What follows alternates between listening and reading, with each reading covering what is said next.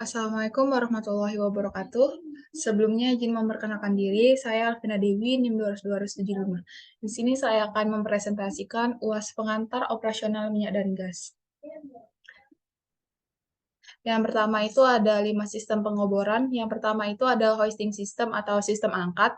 Yang kedua ada rotary system atau sistem putar. Yang ketiga itu ada sirkulasi system atau sistem sirkulasi.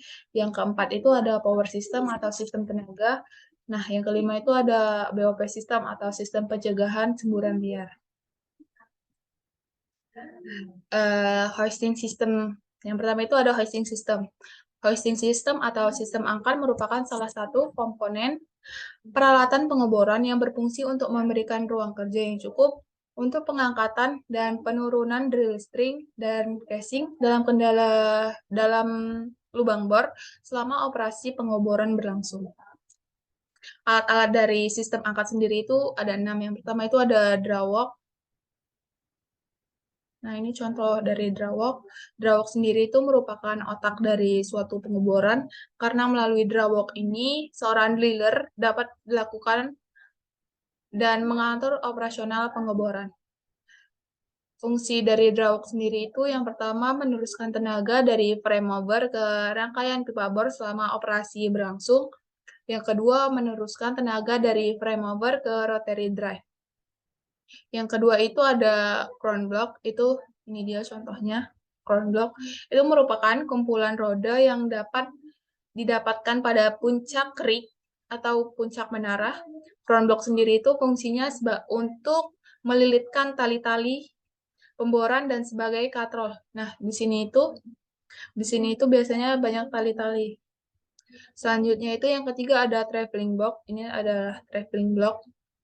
Itu adalah kumpulan roda yang digantung di bawah crown block yang berada di atas lantai bor. Fungsinya itu sebagai blok yang bergerak naik turun untuk mengangkat hook. Selanjutnya itu ada hook. Hook sendiri itu berfungsi menggantungkan swivel dan rangkaian pipa bor selama operasi pemboran berlangsung. Selanjutnya elevator. Elevator sendiri itu merupakan penjepit yang ditempatkan pada salah satu situasi traveling block atau hook dengan elevator.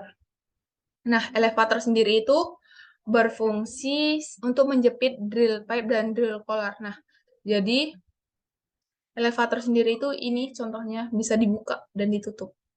Selanjutnya yang keenam itu ada drilling line. Drilling line sendiri itu biasanya berada di dekat drawalk. Drilling line itu menghubungkan semua komponen dalam hoisting system atau sistem angkat. Fungsinya itu untuk menahan atau menarik beban yang diderita oleh hook. Dia membantu hook. Selanjutnya itu ada rotating system atau sistem putar. Sistem putar sendiri itu fungsi utamanya adalah untuk memutar rangkaian pipa bor dan memberikan beratan di atas pahat member lubang.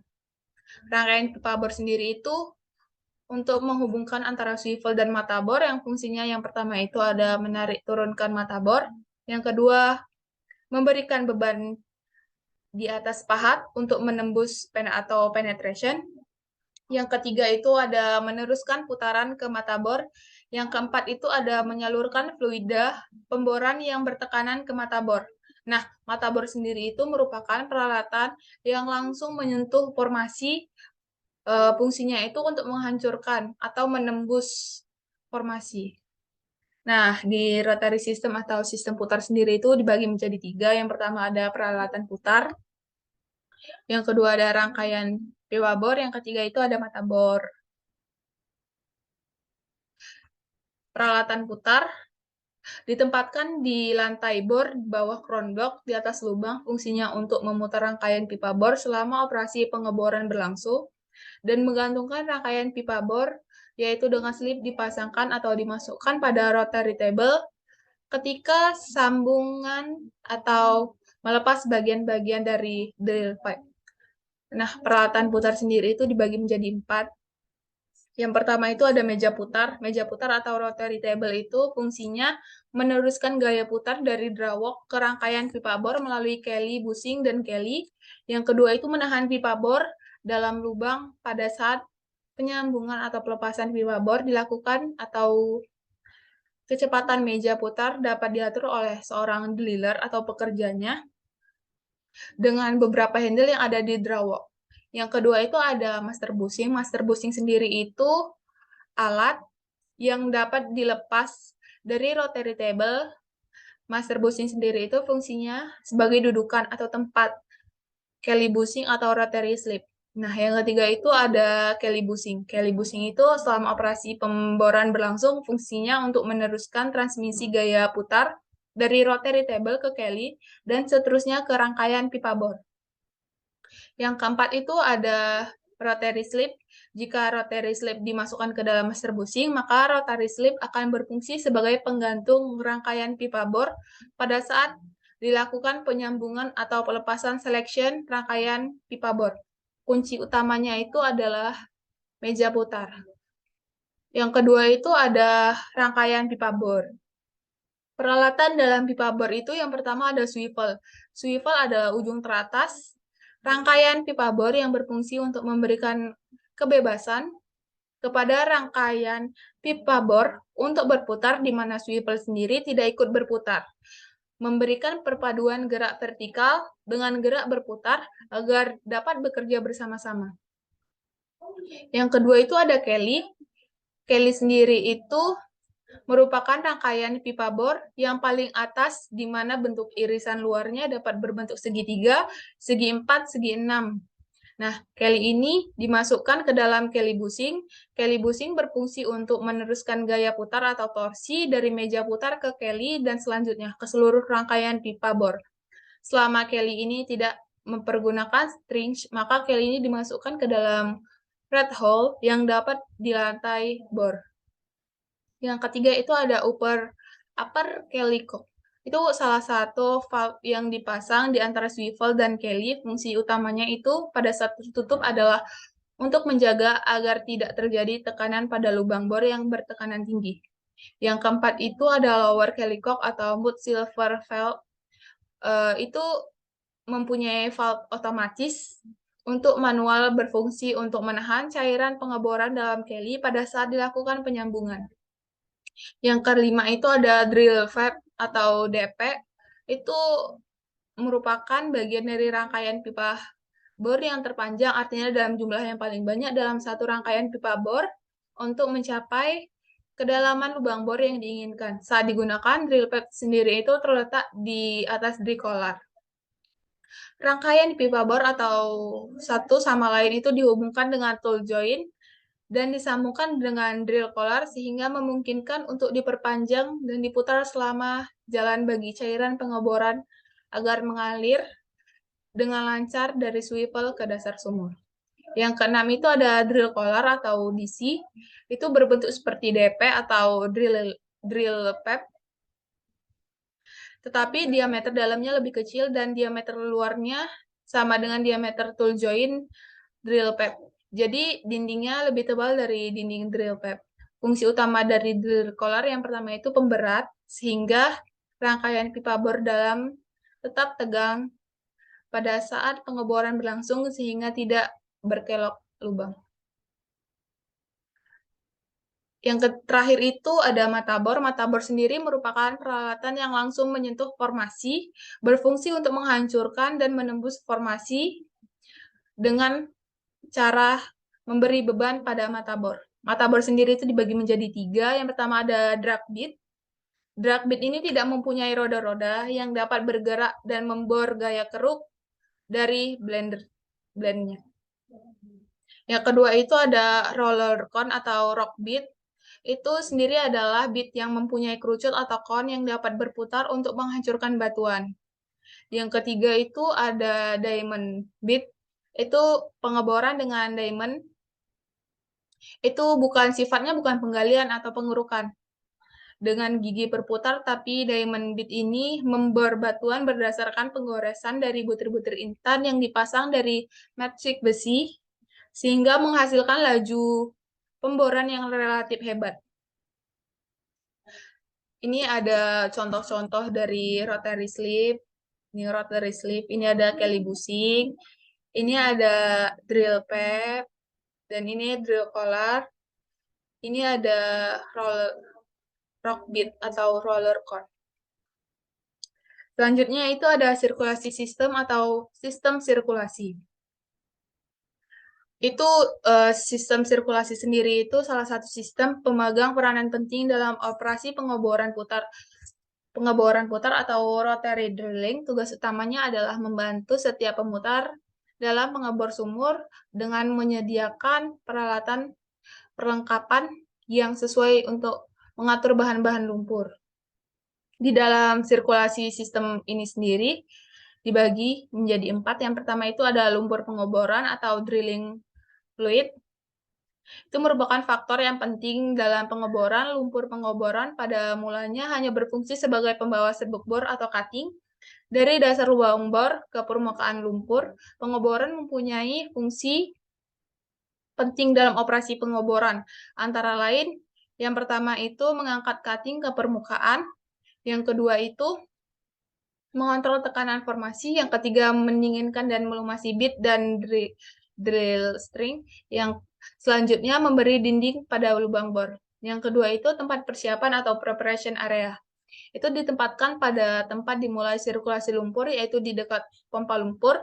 Tempat persiapan lumpur pengeboran terdiri dari peralatan yang diatur untuk memberikan fasilitas persiapan atau treatment lumpur bor. Yang ketiga itu ada peralatan sirkulasi atau sirkulasi equipment. Itu merupakan komponen utama yang ada di sistem sirkulasi. Peralatan ini berfungsi untuk mengalirkan lumpur dari mud pit ke rangkaian pipa bor dan naik ke anulus, membawa serbuk bor ke permukaan menuju solid control equipment, selanjutnya kembali ke mud pits untuk dilakukannya sirkulasi kembali. Peralatan yang terdiri dari mud pit, mud pump, mud discharge, dan return line. Yang keempat itu ada tempat pengkondisian lumpur atau conditioning area atau solid control equipment. Itu ditempatkan di dekat area ini, terdiri dari peralatan khusus yang digunakan untuk clean up. Selanjutnya itu ada power system atau sistem tenaga. Nah, sistem tenaga sendiri itu dibagi menjadi 2. Yang pertama itu ada power supply equipment yang dihasilkan oleh mesin-mesin besar yang dikenal sebagai frame mover atau penggerak utama. Yang kedua itu ada distribusi equipment. Itu meneruskan tenaga yang diperlukan dalam operasi pengeboran. Untuk menentukan jumlah unit yang diperlukan 2 atau 3, pada umumnya operasi pengeboran melakukan 3 atau 2 mesin. Selanjutnya, sistem pencegahan semburan liar atau BOP system. Fungsi utamanya yaitu untuk dari blowout prevention. Sistem adalah menutup lubang bor ketika menjadi kick. Blowout merupakan suatu aliran fluida formasi yang tak terkendali sampai ke permukaan. Nah, BOP sistem ini dibagi menjadi 4. Yang pertama ada annular prevention, itu ditempatkan paling atas dari susunan BOP stack. Annular preventer berisi rubber packing elemen yang berfungsi untuk menutup lubang anulus baik dalam keadaan kosong ataupun ada rangkaian pipa bor. Yang kedua itu ram preventer, hanya dapat menutup lubang anulus untuk ukuran pipa tertentu dan pada keadaan tidak pipa bor dan lubang. Yang ketiga itu ada drilling spools. Drilling spool sendiri itu terletak di antara preventers. Drilling spool berfungsi sebagai tempat pemasangan cock line atau mensirkulasi kick keluar dari lubang bor. Yang keempat itu ada casing head. Itu terletak di atas sumur yang merupakan alat tambahan pada bagian atas atau casing yang berfungsi sebagai pondasi BOP stack. Ini ada contoh annular preventer di atas. Ini ada contoh drilling spools dan ini ada ram preventer.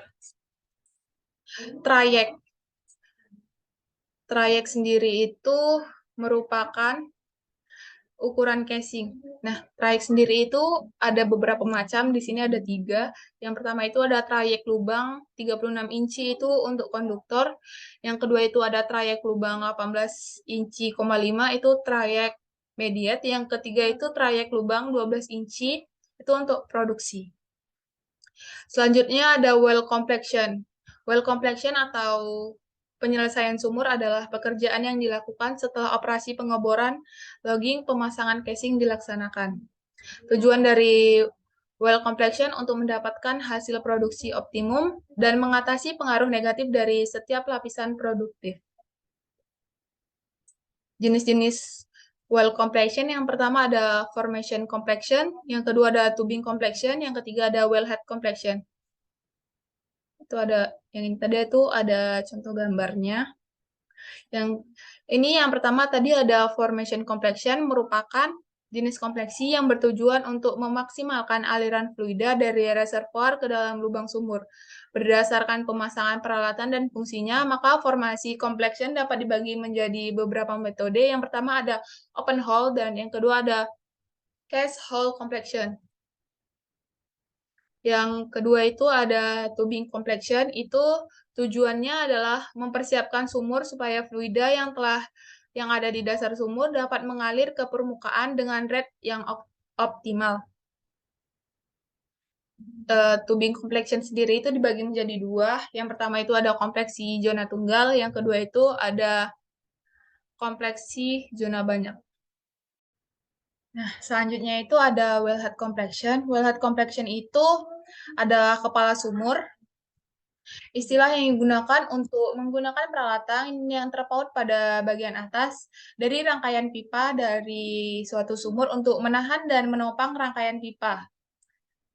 Nah, di wellhead completion sendiri itu dibagi jadi 4. Yang pertama ada casing head, yang kedua ada tubing head, yang ketiga ada Christmas tree, dan yang terakhir itu ada coke.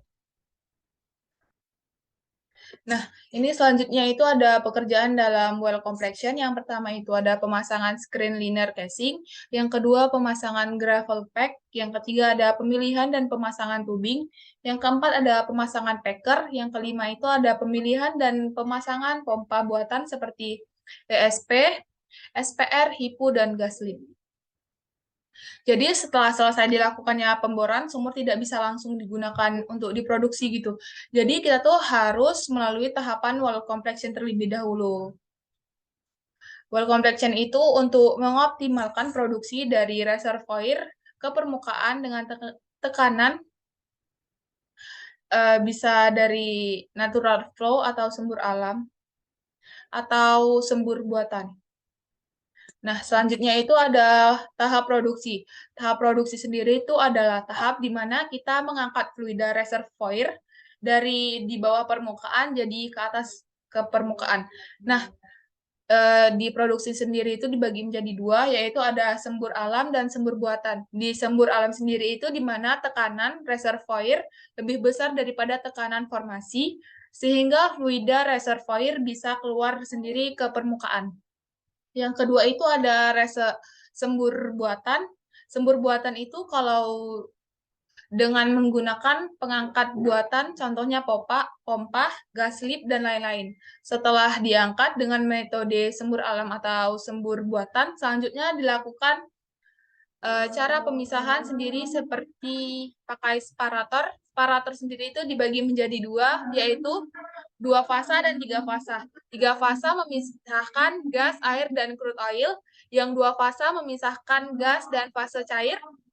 Setelah dipisahkan, maka akan ditransportasikan menuju pipa, menuju tangki. Setelah tangki, lalu disalurkan lagi menuju refinery. Tahap refinery sendiri itu kita akan melakukan destilasi bertingkat, yaitu untuk memisahkan crude oil sesuai dengan titik didih. Ini ada sumber buatan tadi, ini contoh dari sumber alam, sumber buatan, dan ini separator. Separator dibagi menjadi 2 fasa. Ini bisa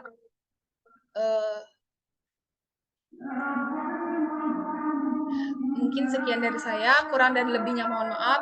Wabillahi taufiq wal hidayah. Wassalamualaikum warahmatullahi wabarakatuh.